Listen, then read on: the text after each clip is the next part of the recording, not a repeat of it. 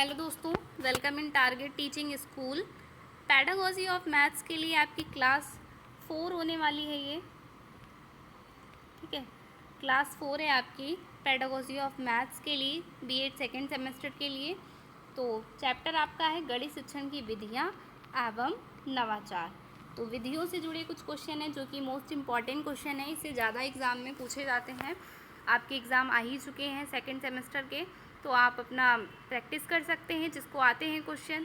चलिए देखते हैं पहला क्वेश्चन क्या दे रखा है। तो पहला क्वेश्चन है आगमन विधि से संबंधित नहीं है ये पूरा क्वेश्चन आपको सही से ही पढ़ना है। ठीक है, तो आगमन विधि जो होती है कि उदाहरण से नियमों की ओर जाती है, विशेष से सामान्य की ओर जाती है और स्थूल से सूक्ष्म की ओर जाती है। ठीक है, सूक्ष्म से स्थूल की ओर नहीं जाती है, यही आपका सही हो जाएगा। आपको ऑप्शन से भी कैसे आप आंसर निकाल सकते हैं, जैसे चारों ऑप्शन आपको दे रखे हैं, इनमें दो ऑप्शन जो ये वाले हैं सी एंड डी, ये दोनों एक दूसरे के विपरीत हैं। सूक्ष्म से स्थूल है और स्थूल से सूक्ष्म है, तो हमको ये पता चल जाएगा कोई भी दो ऑप्शन विपरीत जो हैं वो कभी सही नहीं होते हैं, तो इनमें ही से सही होगा। तो ये ध्यान रखना है कि जो आगमन विधि होती है वो स्थूल से सूक्ष्म की ओर सही होती है, सूक्ष्म से स्थूल नहीं। तो आपका ऑप्शन नंबर सी सही हो जाएगा। चलिए अगला प्रश्न देखते हैं, सेकंड नंबर। तो सेकंड में निगमन विधि का प्रयोग किस में किया जाता है। निगमन विधि जो होती है वो बीजगणित, त्रिकोणमिति, रेखागणित तीनों में ही यूज़ की जाती है, तो उपयुक्त सभी हो जाएगा। अगला प्रश्न देखते हैं, थर्ड नंबर में निगमन विधि से संबंधित नहीं है। अब ये जैसे हमने आगमन विधि में पढ़ा था उसी तरीके से निगमन विधि से क्या संबंधित नहीं है। तो सूक्ष्म से स्थूल की ओर, प्रमाण से प्रत्यक्ष की ओर, सामान्य से विशिष्ट की ओर और विशेष से सामान्य की ओर। इसमें भी हमको दो देखिए विपरीत मिले, सामान्य से विशिष्ट और विशिष्ट से विशिष्ट और विशेष एक ही चीज़ है, तो विशेष से सामान्य, ये दोनों तो सही होते ही हैं। वैसे निगमन विधि के बारे में हमें पूरा ही पता होना चाहिए कि सूक्ष्म से स्थूल जाती है, प्रमाण से प्रत्यक्ष जाती है और विशेष से सामान्य नहीं, सामान्य से विशिष्ट जाती है। ठीक है, तो आपका जो विशेष से सामान्य है ये निगमन विधि में नहीं होता है, निगमन विधि में सामान्य से विशिष्ट होता है। ठीक, तो आपका ऑप्शन नंबर डी सही हो जाएगा। चलिए अगला प्रश्न देखते हैं, 4 नंबर। तो 4 में पूछ दिया गया, ये तो आप लोग बचपन से ही पढ़ते चले आ रहे हैं, 500 रुपये का 5% वार्षिक ब्याज की दर से 2 वर्ष का ब्याज कितना होगा। तो ब्याज का फॉर्मूला क्या होता है, ब्याज बराबर होता है, ब्याज बराबर क्या होता है भाई, मूलधन गुणे दर गुणे समय बटे 100। तो इसका आंसर आपका 50 रुपये निकल आएगा। ठीक है, चलिए अगले प्रश्न में आते हैं, 5वें नंबर में। किस विधि में बालक जो होता है वो स्वयं नियम एवं सूत्रों का निर्धारण करता है। ऐसी देखिए बड़ा क्वेश्चन है, इसमें आपको छोटी सी लाइन देखनी क्या इंपॉर्टेंट है, कैसे हमें क्वेश्चन से ही पकड़ बना लेनी है। तो बालक खुद ही स्वयं नियम एवं सूत्रों का निर्धारण करता है, वो विधि जो होती है वो आगमन विधि होती है। जब बालक स्वयं निकल के आ रहा है, देखिए देखा जाए तो स्वयं नियम एवं सूत्रों का प्रयोग करे, वो आगमन विधि। ठीक है, चलिए अगले प्रश्न में आते हैं, प्रश्न नंबर 6 है आपका, योजना विधि के जन्मदाता कौन है।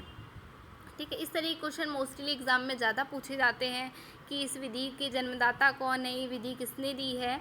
तो योजना विधि जिसे हम प्रोजेक्ट विधि भी कहते हैं, ठीक है, प्रोजेक्ट विधि भी इसे कहा जाता है, इसके जन्मदाता जो हैं वो किलपैट्रिक, सर विलियम किलपैट्रिक हैं। ठीक है, चलिए अगले प्रश्न में आते हैं, 7वें नंबर में। तो वह कौन सी विधि है जिसमें बालक को नियम या सूत्र पहले ही बता दिए जाएं।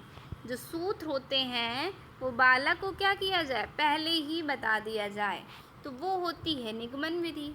और जिसमें बालक स्वयं ही प्रयोग करे वो आगमन विधि। ठीक है, लेकिन इसमें बालक को बता दिया जाए पहले से, वो निगमन विधि होती है।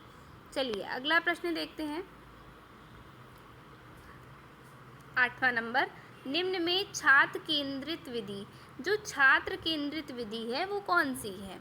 तो आगमन विधि जो होती है वो छात्र केंद्रित विधि है। ऐसा क्यों है, क्योंकि आगमन विधि में क्या होता है कि जो बालक या छात्र होते हैं वो स्वयं ही सूत्रों का, नियमों का प्रयोग करते हैं, तो वो छात्र पे केंद्रित है ना, इसलिए वो छात्र केंद्रित विधि है। इसलिए आगमन विधि उसे ही हम कहते हैं छात्र केंद्रित विधि को। चलिए अगले प्रश्न में आते हैं 90 नंबर में। निम्न में कौन सी विधि है जो करके सीखने पर आधारित है? ऐसी विधि जो करके सीखने पर आधारित है। तो प्रयोगशाला विधि। प्रयोगशाला विधि जो होती है वही करके सीखने पर आधारित है। ठीक है, लाइब्रेरी में हम लोग प्रयोग करते हैं तभी तो हम करते हैं, तभी तो सीख पाते हैं ना। तो प्रयोगशाला विधि है जो करके सीखने पर आधारित है। अगले प्रश्न में आते हैं 10वें नंबर में। प्रोजेक्ट वह उद्देश्यपूर्ण कार्य है जिसे लगन के साथ सामाजिक वातावरण में किया जाता है। ये कथन किससे संबंधित है? ऐसा किसने कहा है? तो हमने अभी क्या पढ़ा था भाई कि योजना विधि के जन्मदाता किलपैट्रिक हैं। ठीक है, तो योजना विधि को ही हम लोग क्या कहते हैं? प्रोजेक्ट विधि कहते हैं। तो प्रोजेक्ट का सामाजिक वातावरण में एक लगन से जोड़ा है इन्होंने, तो ये कथन किसका हो गया? किलपैट्रिक का, सर विलियम किलपैट्रिक। ठीक है, आपको ऑप्शन नंबर सी हो जाएगा। इसी से जुड़ा देखिए एक और क्वेश्चन आया। प्रोजेक्ट विधि इंपॉर्टेंट है। प्रोजेक्ट यथार्थ जीवन का ही एक भाग है जो विद्यालय में प्रदान किया जाता है। ठीक है, जो विद्यालय में प्रदान किया जाता है, ये कथन किसका है? ये कथन कहा है बेलर्ड ने। अब इन दोनों क्वेश्चनों में आपको कन्फ्यूज़न हो सकती है ना?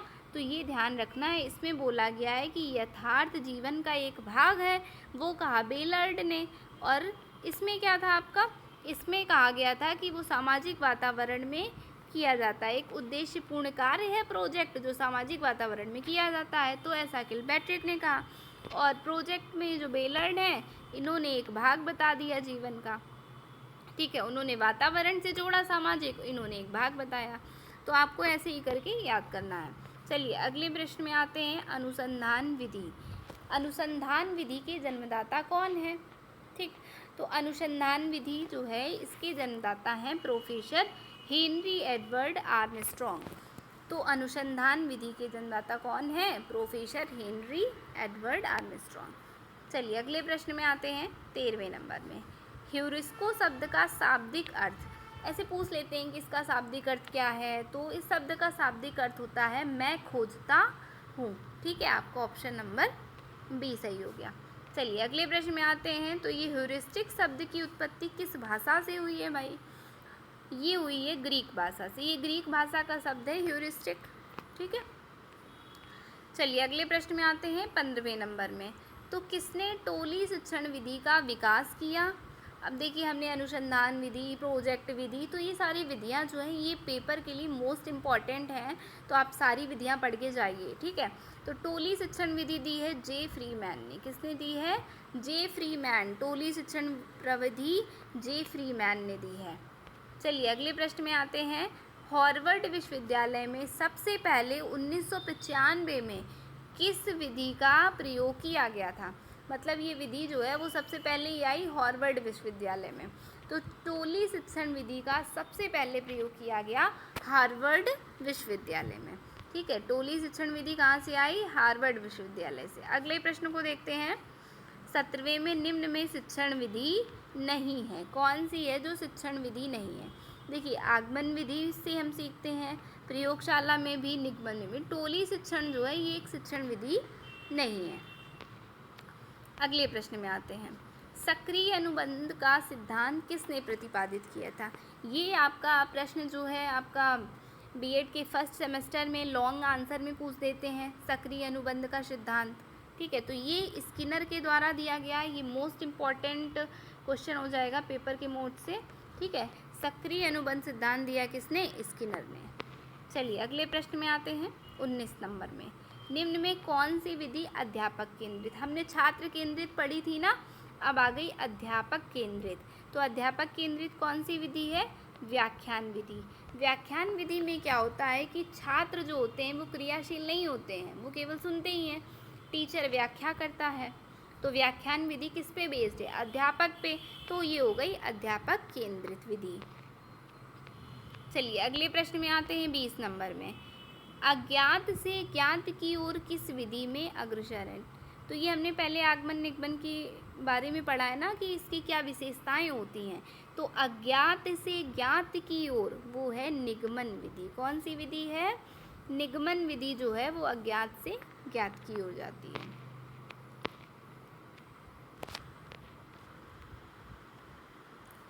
चलिए अगला प्रश्न आपका 21 नंबर है, निम्न में संश्लेषण विधि का गुण नहीं है। संश्लेषण विश्लेषण विधियां भी हैं, तो संश्लेषण विधि जो है इनमें से कौन सी संश्लेषण विधि की विशेषता नहीं है? ये शिक्षण की मानसिक विधि है, ठीक है। यह विधि सामान्य योग्यता के बालकों के लिए लाभकारी, जो सामान्य स्तर के बालक होते हैं उनके लिए संश्लेषण विधि अच्छी। ये व्यवस्थित विधि भी है, ठीक है। और ये क्या दे रखा है कि इस विधि में छात्र वास्तविक क्रियाओं के द्वारा नहीं सीख पाते हैं, ये गलत दे रखा है, ठीक है। तो आपको ऑप्शन नंबर बी जो है ये संश्लेषण विधि का गुण नहीं है।